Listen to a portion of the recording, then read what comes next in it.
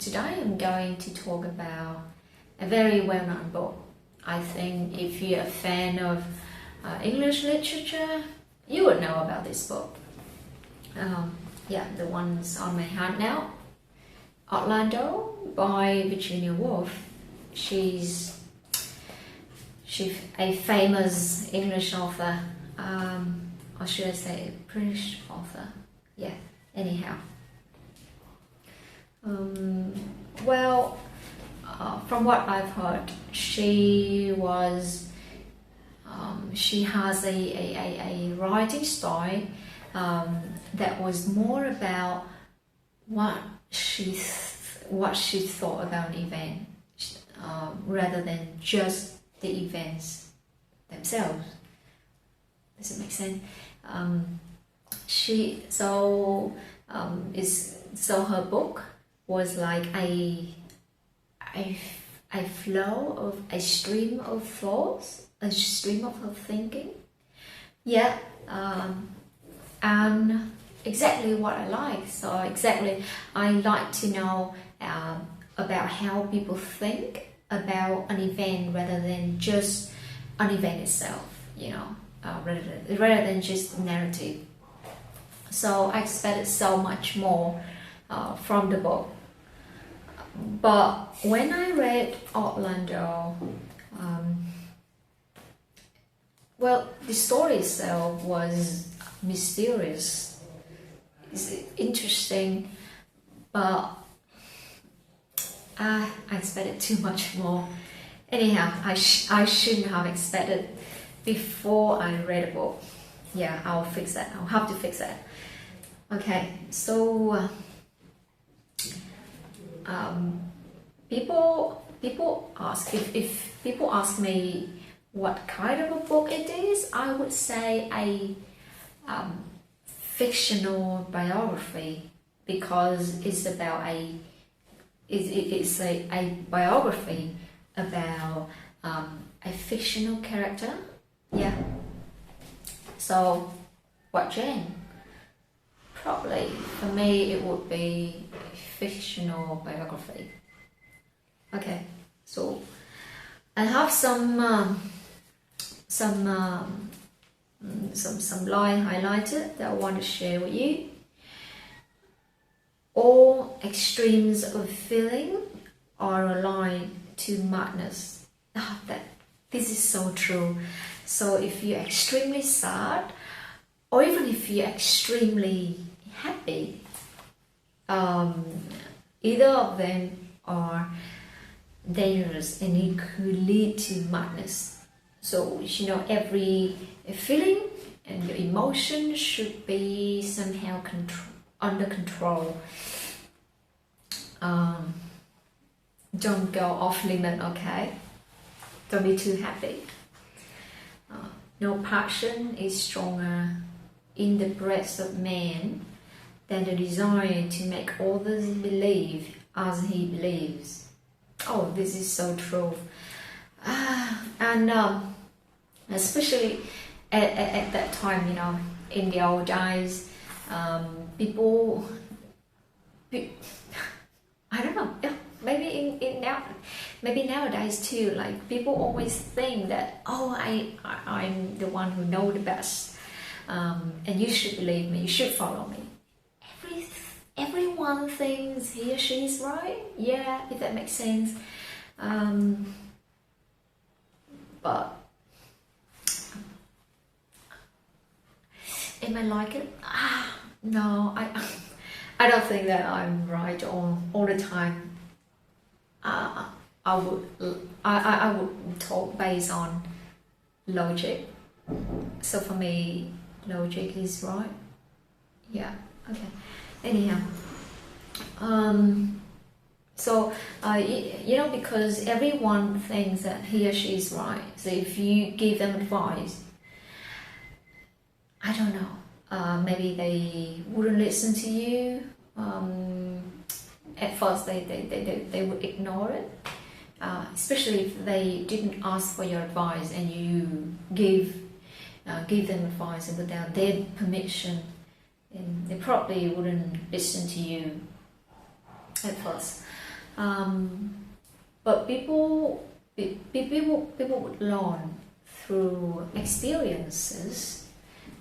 So yeah, just be patient. If someone didn't listen to your advice and they fail, that's okay. You know, they learn the lesson by themselves. You don't have to teach them.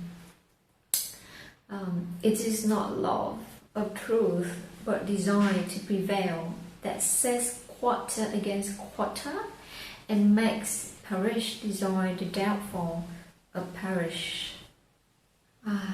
Yeah, so it's pretty much connected to the last quote, which is, you know, when someone wants to win a battle, it's not about love or truth, but it's about he wanting to prove that he was right. Yeah. People don't want to admit that they are wrong. Hey. Change were incessant, and change perhaps would never cease. As in other books as well. And I do believe that people are changing, everything is changing. We don't need to make change. It just happens as a rule. Everything is changing. You're living, you're changing. If you stop changing, it is when you die. That's it. Illusions are the most valuable and necessary of all things, and she who can create one is among the world's greatest benefactors. He who robs us of our dreams robs us of our life. If you're living, dream about something, you know. Don't live a sad life. Yeah. And I think, okay, there's a quote, but not from the book itself, but I think it's from the author. I think it's from, yeah, maybe it's from the author, the other works of Virginia Woolf. I'm not sure, but is included in the introduction. So, in every human being, a vacillation from one sex to the other takes place, and often it is only the clothes that keep the male or female likeness, while underneath the sex is the very opposite of what it is above. Yeah. You know, well, that's pretty much it.